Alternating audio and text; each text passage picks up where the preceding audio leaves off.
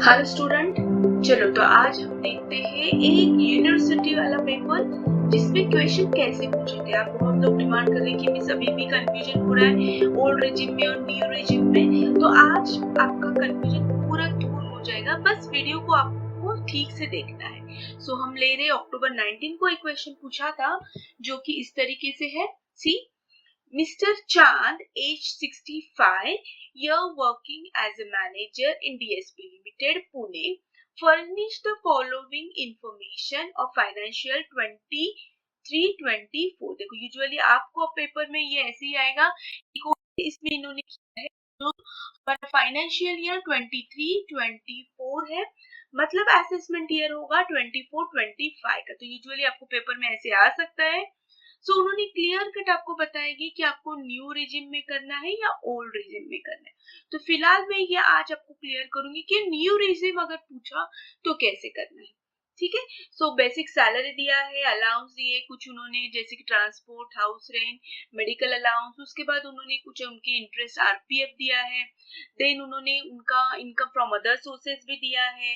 Then income from long term capital भी दिया है। And finally income from house property भी दिया है। ठीक है। तो इसका मतलब जो 5 हमारे हेड्स है, income from salary, income from house property, income from business, income from other capital gain and income from other source, इसमें से उन्होंने कुल मिला के हमें 4 इनकम दिए हैं। तो ये चारों इनकम को हमको क्लब करना है and finally we have to decide कि अब इस पे टैक्स लायबिलिटी कौन से स्लैब पे निकालनी है। ठीक है। So let's start. तो ये कैसे ड्रॉ करना है आपको पता है ऑलरेडी, ये मैंने पहले वीडियो में सब कुछ बताया है। सो सबसे पहले हम लेंगे इनकम फ्रॉम सैलरी। तो इनकम देखो दिया है उन्होंने कि बेसिक सैलरी 60 और पर मंथ है जो कि फिक्स्ड है।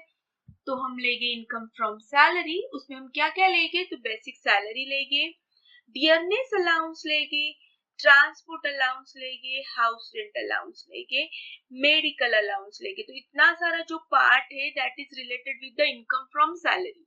ऑलरेडी इसका एक्सप्लेनेशन मैंने आपको पहले वीडियो में दिया है, आप पहले वीडियो देखो तो आपको समझ में आएगा। तो 60% हमने 60,000 पर मंथ लिया है। डियरनेस अलाउंस उन्होंने कहा है कि जो भी सैलरी होगी हमारी उसका 70% लेना है। ठीक है। तो इस तरीके से हमने सैलरी, हमारा डियरनेस अलाउंस दिया है। मुझे हाउस रेंट अलाउंस के बारे में एक अनाउंसमेंट करनी है। देखो हाउस रेंट अलाउंस, यहाँ पे थोड़ा ध्यान दो। अगर हाउस रेंट अलाउंस अगर उन्होंने हमको न्यू रेजिम के अंडर बोला है तो यहाँ पे हमें कुछ भी एग्जम्पशन नहीं मिलेगा। ठीक है। अगर ओल्ड रेजिम के अंडर बोला है तो आपको पता है 3 कंडीशन में से विच एवर इज लेस वो हमें लेनी होती है। 3 कंडीशन में से पहली कंडीशन होती है कि एक्चुअल हमने एचआर कितना रिसीव किया है। नेक्स्ट होता है कि हमारी जो सैलरी है उसमें से 10% कितना हमने रेंट पेड किया है, rent paid minus 10% of salary. And third होता है कि 40 या 50% ऑफ आपका पूरा सैलरी, मतलब अगर नॉन मेट्रो में रहते हो तो 40%, मेट्रो में रहते हो तो 50% ऑफ सैलरी। इन तीनों में से जो आंसर लेस आएगा वो हम एग्जेम्प्ट करते थे। बट अंडर न्यू रिजीम अब ऐसा कुछ भी नहीं है, नो एग्जम्पशन। तो ये अच्छे से आपको याद रखना है। एचआरए तो ये काफी इजी हो गया हमारे लिए, क्योंकि बहुत सारे बच्चे इसमें कंफ्यूज होते थे कि कैसे कैलकुलेट करना है।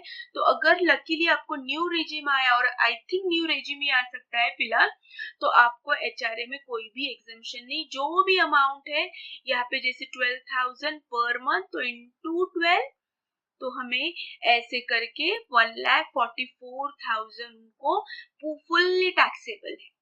ये क्लियर है, इसलिए मैंने इसको ज्यादा हाईलाइट किया है। सो प्लीज एक बार आप भी कहीं तो लिख कर रखो कि house rent under new regime no exemption. Clear है। चलो नाउ नेक्स्ट हम देखेंगे मेडिकल अलाउंस, जो कि फुल्ली टैक्सेबल है, जो पहले भी था और अभी भी है। तो न्यू रिजिम में अलाउंस में अगर हमें देखना है तो एचआरए हमारा फुल्ली टैक्सेबल हो चुका है। सो नो कंडीशन, तो अच्छी बात है आपके लिए, इनफैक्ट ये याद रखने की जरूरत नहीं है। One more thing, transport allowance बहुत बच्चे मुझे पूछते थे कि मिस हैंडीकैप को कितना और इसको, तो ये ओल्ड हो या न्यू हो, अब ट्रांसपोर्ट अलाउंस सिर्फ हैंडीकैप पर्सन को ही अलाउड है। अगर वो बंदा अच्छा खासा है, यहाँ पे तो कुछ लिखा नहीं है कि वो हैंडीकैप है, तो फुल्ली टैक्सेबल है। तो चाहे वो ओल्ड रिजिम हो या न्यू रिजिम हो, हमारा जो 1200 रुपए ट्रांसपोर्ट अलाउंस था वो अब नहीं है। ठीक है, तो आज का वीडियो आपको सब कुछ क्लियर कर देगा कि एग्जैक्टली आपको क्या करना है। Got it? चलो नेक्स्ट वन हमारा आएगा इनकम फ्रॉम, अच्छा एम्प्लॉय कंट्रीब्यूशन भी बाकी है, ये डिटेल्स भी बाकी है। 30% ऑफ बेसिक सैलरी, तो हमारा देखो यहाँ पे उन्होंने दिया है 30% ऑफ बेसिक सैलरी। तो हमारी बेसिक सैलरी क्या है?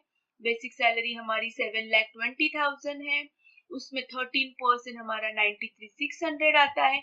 लेकिन एज यू नो कि हमें यहाँ पे एग्जम्पशन मिलता है, सो एग्जम्पशन हमें 12% मिलता है ऑफ सैलरी।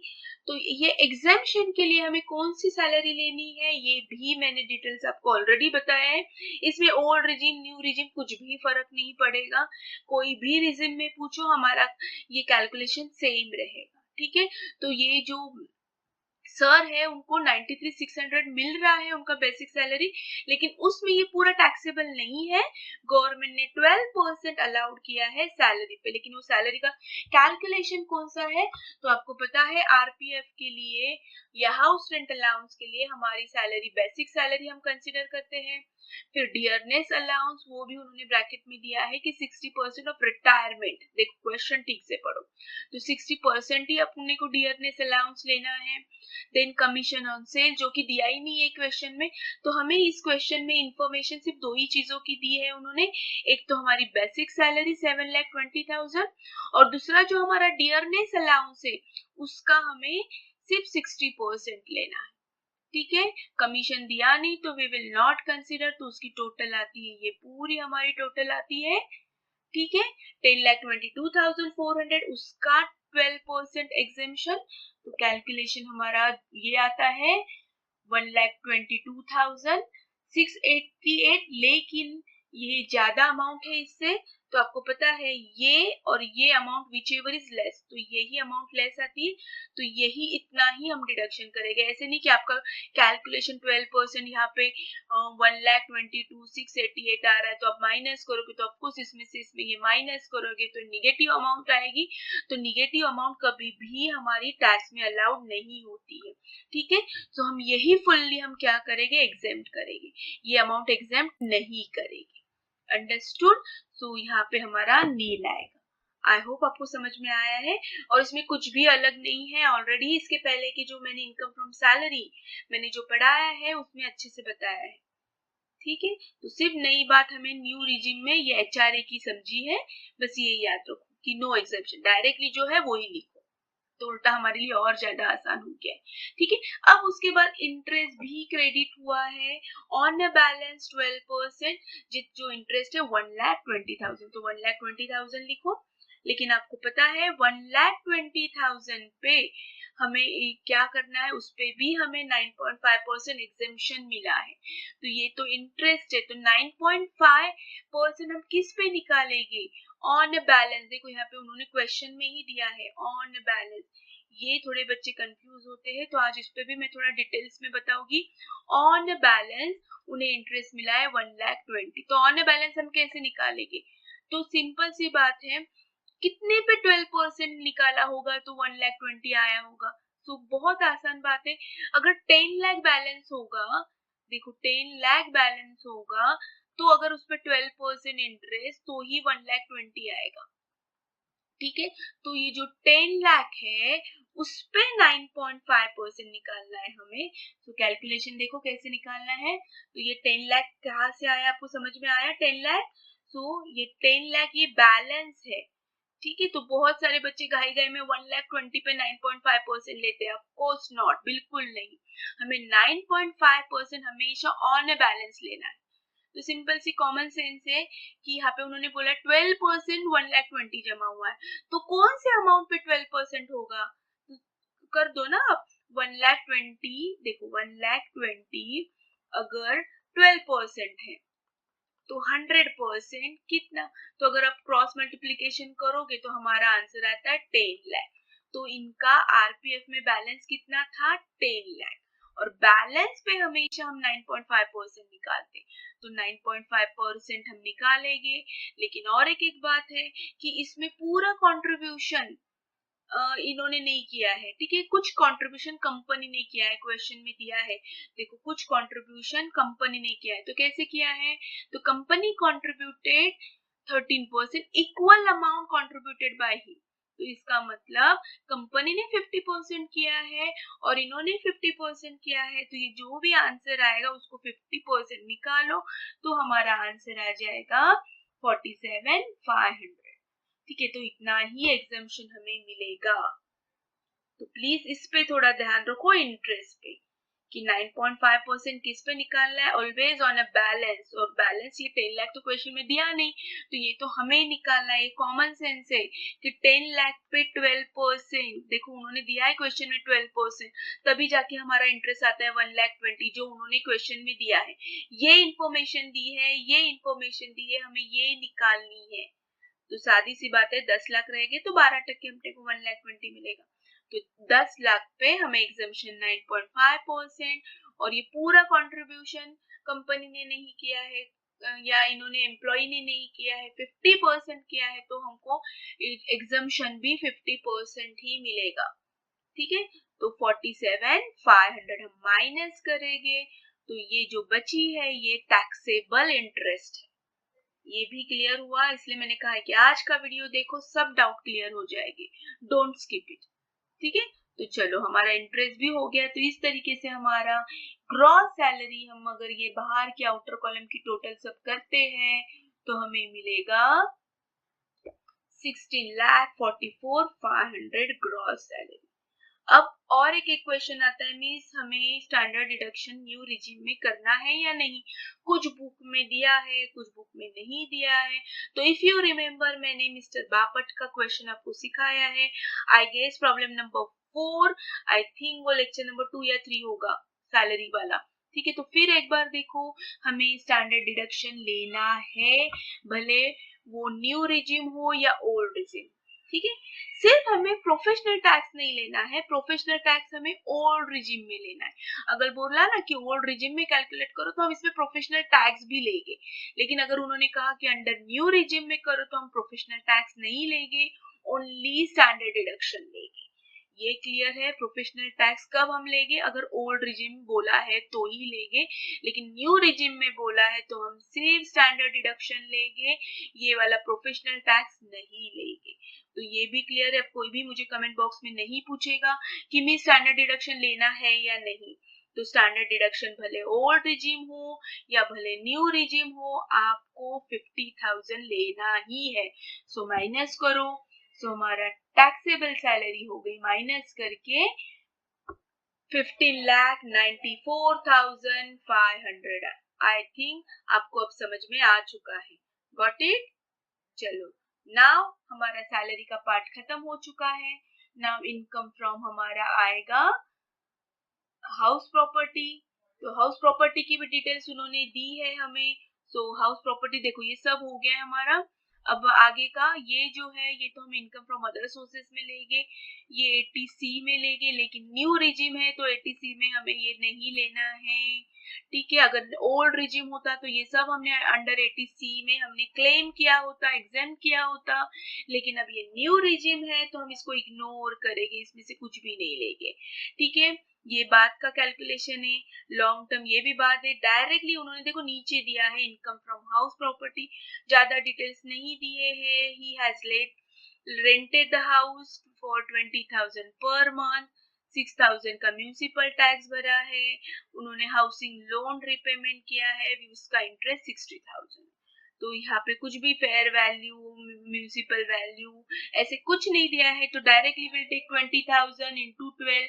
देखो ये डायरेक्टली इजी कैलकुलेशन है, यहाँ पे भी स्टैंडर्ड डिडक्शन है, इंटरेस्ट ऑन कैलकुलेशन। तो हाउस प्रॉपर्टी जो है ना उसमें कुछ भी चेंज नहीं हुआ है, जैसे ओल्ड रिजिम में था वैसे ही न्यू रिजिम में है, तो नो कंफ्यूजन। इसके अलग वीडियो मैंने ऑलरेडी बनाए हैं, सो ये आपको आना चाहिए, got it. So house property का हमारा इनकम आया है, टोटल इनकम हमारा आया है 1,03,800 इनकम फ्रॉम हाउस प्रॉपर्टीज में कुछ भी चेंज नहीं है, चाहे ओल्ड रिजिम में पूछो चाहे न्यू रिजिम में पूछो, ऑल आर सेम। क्लियर है। चलो now next one will see अब इसके बाद इनकम फ्रॉम बिजनेस आता है, लेकिन वो दिया नहीं है। Then income from capital gain, अब देखो इन्फॉर्मेशन क्या दी है कैपिटल गेन की कि 1,90,000 डायरेक्टली दिया है, लॉन्ग टर्म है तो ये याद रखना है, लॉन्ग टर्म पे हमें 20% टैक्स होता है, शॉर्ट टर्म पे 15% होता है, ऑलरेडी एक्सप्लेन किया है, लेकिन ये बाद में करेंगे, पहले हम सिर्फ इनकम पहले टोटल करेंगे। तो ये भी इनकम हो गया है। Now income from other sources दिया है, 60 एफडी है और 12,000 डिविडेंड है, all are taxable because all taxable क्यों है, ये तो ऑफ कोर्स हमेशा टैक्सेबल होता है, लेकिन ये इंडियन कंपनी नहीं है, अदर देन डोमेस्टिक कंपनी है, मतलब कोई फॉरेन कंपनी होगी, फॉरेन कंपनी का डिविडेंड फुल्ली टैक्सेबल होता है। तो हमारा ग्रॉस टोटल इनकम आएगा, देखो क्या आएगा ग्रॉस टोटल इनकम, सबका इनकम ले लो आप, ग्रॉस टोटल इनकम, ठीक है, 19,60,300 है। तो ये कहा क्या क्या इनकम हमने मिक्स किया है, देखो हमें ये क्वेश्चन में कितने इनकम मिले हैं, income from salary, income from house property, income from capital gain and income from other sources. तो ये चारों की टोटल आती है हमारी 19,60,300। तो फाइनली हमारा जो टोटल इनकम है वो क्लियर हो गया है। ओके डन, चलो now will move to the next. अब हमें सबसे पहले आपको करना है इसमें से लॉन्ग टर्म, अच्छा एटीसी आपको है ही नहीं, मैंने फिर बताया है, देखो क्या करना है आप NIL नील, क्योंकि आपको पता है न्यू रिजिम में ये अलाउड ही नहीं है, ओल्ड रिजिम में होता तो हमने सब लिखा होता, और आपको पता है एटीसी मैक्सिमम 1,50,000 है, एटीडी 50 है, सो ये आपको सब मैंने सिखाया है ओल्ड रिजिम में। लेकिन अगर न्यू रिजिम में बोलोगे तो इन्होंने भले ये इंफॉर्मेशन दी है, बट कोई भी इंफॉर्मेशन हमें यहाँ यूज नहीं करनी है, डायरेक्टली वी पुट 000, तो हमारा टोटल टैक्सेबल इनकम सेम वही आएगा, ठीक है। नाउ नेक्स्ट, अब हमें करना है सबसे पहले लॉन्ग टर्म कैपिटल का हम ये निकाल कर डालेंगे टैक्स, जो कि 20% है। तो हमारा इनकम था 1,90,000, उसका 20% 38,000। तो अब हमारा जो इनकम हम जिस पे हम स्लैब वाइज निकालेंगे वो हम निकालेंगे 17,70,300 पे। ये भी मैंने आपको बताया, डायरेक्टली हम ये स्लैब नहीं लेंगे, हमेशा इसमें से पहले long term capital, short term capital, अगर लॉटरी का कोई होगा तो उसका पहले वो टैक्स हम माइनस करेंगे, ठीक है। सो 1,90,000 पे ऑलरेडी 1,90,000 पे हमने निकाला है। सो अब हमें स्लैब वाइज जो देखना है वो हमें देखना है 17,70,300। समझ में आया 1,90,000 क्यों माइनस किया, क्योंकि उस पे तो ऑलरेडी हमने टैक्स कैलकुलेट कर चुके हैं, तो इसमें से हम 1,90,000 माइनस कर देंगे, इस पे फिर से हम टैक्स स्लैब में नहीं लेंगे, नहीं तो डबल होगा, ठीक है। तो ये हमने ऑलरेडी कैलकुलेट कर चुके हैं, तो अब हमारा जो भी स्लैब रहेगा इस पे रहेगा, इस पे रहेगा, गॉट इट। तो चलो अब स्लैब आपको याद है न्यू रिजिम का स्लैब क्या है, सो सी हियर, तो इस तरीके से ये बाद में देखो, ठीक है, ये एनिमेशन नहीं हुआ है तो ठीक है, ये बाद में हम देखते हैं, ठीक है। सो टोटल टैक्सेबल इनकम हमारा ये आता है, तो डायरेक्ट इस पे 30% नहीं निकालना है, हमारा डेस्टिनी क्या है, ये इस पे हमको पहुंचना है, लेकिन इसका मतलब ऐसे नहीं कि डायरेक्टली 17,73,000 पे आप अबाउ 15 है इसलिए 30% निकालोगे, so this is totally wrong. हमें स्लैब वाइज जाना है, तो अप टू 3 लाख, तो हमें 3 लाख पे कुछ भी नहीं भरना है, 3 लाख टू 6 लाख दोनों का डिफरेंस 3 लाख आता है, 15,000, फिर ये स्लैब का डिफरेंस 3 लाख आता है, 3 लाख पे 10% 30,000, 45,000 और 60,000। तो ये आपको स्लैब याद ही रहना चाहिए, ठीक है। ये जो डिफरेंस है, डिफरेंस पे हम निकाल रहे हैं, इन दोनों का डिफरेंस, इन दोनों का डिफरेंस, डिफरेंस डिफरेंस और ये परसेंट है, डन है। अब हम हमारे डेस्टिनी पे पहुंच गए हैं, अबाउ 15 लाख, लेकिन हमारा इनकम क्या है 17,17,000, तो ये 15 से लेके इन दोनों का डिफरेंस क्या आता है 2,70,300। अब 2,70,300, देखो 300 पे हम 30% कितना निकालेंगे, हमारा आता है 81,090, निकाल के देखो कैलसी पे, ठीक है। तो कोई भी डायरेक्टली 70 पे 30% नहीं निकालेगा, स्लैब वाइज ही जाएगा। तो अब आपका फाइनली क्या हुआ है, हमारा इनकम ये पूरा देखो हमारा इनकम था ये, और उस पे हमने इतना सारा टैक्स भरा। तो कितना सारा टैक्स भरा हमने, टोटल टैक्स हमने भरा, बाप रे देखो 2,31,090। ठीक है, इस पे हमने टैक्स इतना भरा। Got it. तो इसलिए आपको ये स्लैब वाइज जाना है। अगर आप डायरेक्टली 70, 7300 पे 30% पे जंप करोगे तो बहुत ज्यादा टैक्स आएगा। देखो अमाउंट कैलकुलेट करके देखो, तो हमें स्लैब वाइज जाना है, तब जाके हमारा टैक्स आएगा 2,31,090। लेकिन आपको पता है ऑलरेडी हमने इस पे अदर सोर्सेज पे 38 अलग से निकाल के रखा है, तो ये भी टैक्स हमने भरा है ना, सिर्फ अलग से भरा है, स्लैब में नहीं भरा है। तो इन दोनों की टोटल हमारी आती है टैक्सेबल पेएबल, टैक्स पेएबल 2,69,000। इस पे एज यूजुअल 4% एजुकेशन हमें सेस भरना है, तो वो ऐड कर दो, तो हमारा इनकम आ जाएगा टोटल टैक्स पेएबल 2,79,000। लेकिन उसमें से ऑलरेडी हमने टीडीएस क्वेश्चन में दिया है, टीडीएस कंपनी पे करती थी पर मंथ, तो पे किया है, तो हमें टैक्स सिर्फ कितना भरना है 39,854। उसमें से एडवांस टैक्स कंपनी ने ऑलरेडी 20 भरा है, तो इतना आगे का नहीं लिखोगे तो चलोगे, इतना ही लिखा तो भी चलेगा। तो आपका नेट टैक्स पेएबल है 39,854। अंडरस्टूड। कितना आ रहा है हमारा, क्यों, क्योंकि ये टीडीएस हमने minus already tax deducted at source, company already minus minus minus every month करती थी, तो 2,40,000 ऑलरेडी इसमें से हमें माइनस करने हैं। ठीक है, तो देखो नॉर्मली अभी तक इतना ही सिखाया था, टीडीएस कभी नहीं आया था, तो आप इतना ही कर सकते हो। अगर टीडीएस की इंफॉर्मेशन दिए तो माइनस करो, तो अब उनको पे कितना करना है 39,854। अगर ये टीडीएस कंपनी नहीं पे करती है, अगर नहीं होता तो इतना पे करना होता से, ठीक है 854, 2,79,854। बट कंपनी हर महीने उनसे कट करके लेती थी टीडीएस, तो उनका थोड़ा सा लोड कम हो गया एंड ऑफ द ईयर, और अब उन्हें सिर्फ पे करने 39,854। आई होप आपको समझ में आया है, आज सब डाउट क्लियर किए मैंने। ये वीडियो अच्छे से देखो एंड बेस्ट ऑफ लक। आपका एग्जाम बहुत अच्छा जाएगा, मेरे तरफ से आपको बहुत सारे ढेर सारे विषय। ओके, जल्दी मैं ट्राई करूंगी कि ऑब्जेक्टिव्स के क्वेश्चन लेकर आओ, तो आ जाओगी जल्दी ही लेकर। तब तक ये वीडियो देखो। Thank you so much, have a nice day, bye bye.